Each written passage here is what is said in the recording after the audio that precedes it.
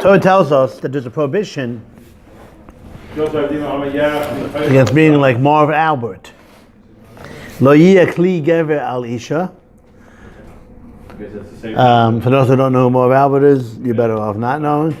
But let's just say he did what the Torah says not to do. A man cannot wear women's clothing. Lo yeh kli gever al isha. A woman cannot wear men's clothing. V'lo yubash gever simlas isha. And a man should not wear women's clothing. Why? Because Hashem feels it's like an abomination to him.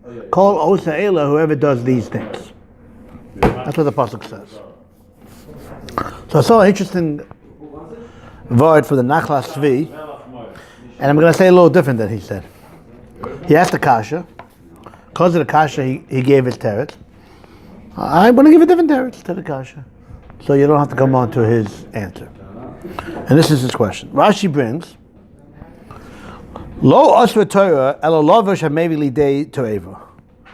That when the Torah says, because Hashem feels it's an abomination, he wants to learn a little bit differently. Rashi brings from, I think in Gemara, that when it says toeva, maybe it means not abomination. It means like taiva, like sexual immorality.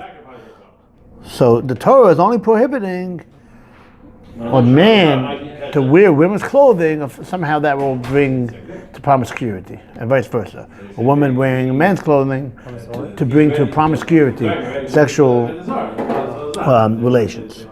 Because if you wear women's clothing, you dress like a woman, you'll be allowed in the women's locker room, in the women's bathroom. That might bring to inappropriate activities, or vice versa. That's what the Gemara says. That the prohibition of wearing the clothing, it's not the clothing per se that the Torah cares about. It's the outcome of a man wearing women's clothing, being similar to a woman, being allowed to be part of that society, which will bring to improper things. And the opposite is also true. A woman shouldn't be able to be allowed to be in men's groups. That wouldn't be good. Now, the question is, how does Rashi know that? Okay, Rashi knows it because it's a Gemara, but how does the Gemara know that? Maybe the prohibition is this principle it is. A woman can't wear a man's clothing. A man can't wear women's clothing. How does the Gemara know that it's only the wearing the clothing that brings to inappropriate relations? It doesn't say taiva, it says Torah vas Hashem. It's an abomination. You're playing around with the words and you're saying it's only clothing maybe lidei toeva.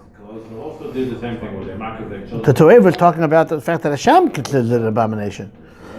You're playing around with the words and you're saying that's only a wearing of the clothing that brings to inappropriate stuff. Maybe not. Maybe the issue itself stands. A woman can't wear a man's clothing, period. A man can't wear women's clothing, period. How do you know that's only if it brings to promiscuity? You had a kasha? So Nachas V wants to say an answer because the pasuk is a little strange. It says, "Kol osei ele," whoever does these things. It should say, "Kol osei zos," lashon yachid. Whoever does this one thing. If a man wears woman's clothing, he's doing one issur. If a woman wears a man's clothing, they're doing one prohibition. What's the lashon rabim? The double lashon, plural. Whoever does these. What these? You can't do both. You can't be a man and a woman at the same time. You can't do both. Either you're a man that wears women's clothing, then you did one prohibition. You're a woman that wears men's clothing, you did a prohibition. But why does it say in plural, whoever does these things does an abomination? You can't do both. You can't be a man and woman at the same time. Maybe in California, but it's not possible. So what do you mean these? You hear the kasha? So it says in Nachos V, the Torah is bothered by this question. Why does it say whoever does these? It should say kolos says zos. Whoever does this. It's only one avera. Says in Nachos V, you see from here that if a man wears women's clothing and is able to go into women's areas, he's then he transgresses two prohibitions. One of wearing the women's clothing, and one of going into women's society. A woman wears men's clothing, she transgresses one prohibition of wearing the clothing, and the second one of traveling in men's area. So that's the answer to the question. It says in Achos 3. The reason why it says Lashon Rabim, plural, is to teach you this thing, that the prohibition is only when you do both. Here, that's the kasha. Why does it say, how do you know it means both? Maybe it's only the wearing of the clothing itself would be prohibited? It says in Achos 3. The reason why the Gemara knows that it's only inappropriate because the Gemara has this question, why does it say plural? Oh, it must be two prohibitions. Plural is going on, one on the wearing of the clothing, and the second one is going on the going where you're not supposed to go. That's the Nachas V'Izvar. I don't understand it. It's hard to understand. Because maybe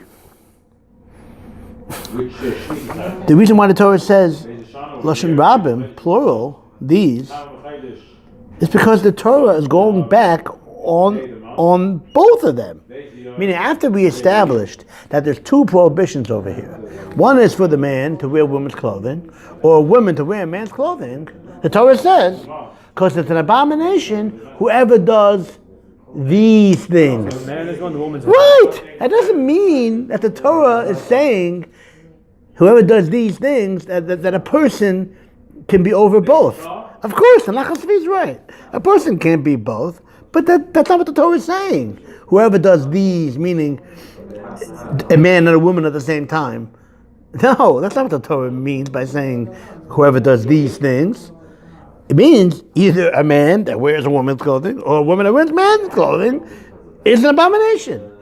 So when the Torah says whoever does these things, it's not saying a person that does both. Of course, you can't be both. But the Torah is just saying, very simple, whoever does any of these things, meaning even a man or a woman. Not like the Nachal Shvi wants to say, the Torah can't be saying a man and a woman at the same time. Of course, that's not what the Torah is saying. You can't be both. But the reason why it says plural is because the Torah, after both these surah, both prohibitions are mentioned, the prohibition for a woman to wear a man's clothing and for a man to wear a woman's clothing, after both are mentioned, the Torah says whoever does one of these things is an abomination. So the plural is because either one. Another pshat is maybe plural would be going on different articles of clothing. Whoever does any of these things, meaning not just wearing one article of clothing, it could be so many other things. For example, it could be multiple clothing, and also the Gemara says that it doesn't only mean clothing. If a woman wears weapons, weapons. Yeah, that might be a problem. Kli Zayin, Gemara says, weaponry, that's considered a man's activity. Some say if a woman wears tefillin, or tzitzis, what do you say? Rashi's daughters. That may or may not be true. That needs to be sourced. Okay? I don't know about the uncles. I think the Targum Yonasan Ben Azil says that if he says it. Lo yeglun the tzitzis utfillin.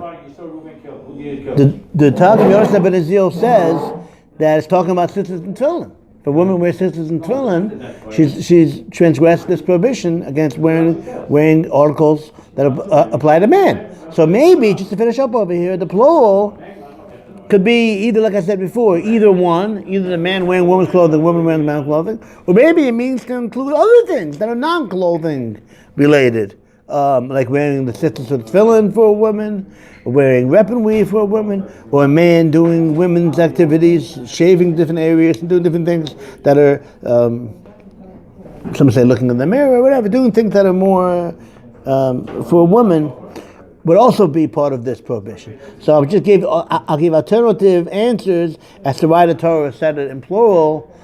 Maybe it comes to include the other things that are also included in the prohibition of wearing clothing of the opposite sex.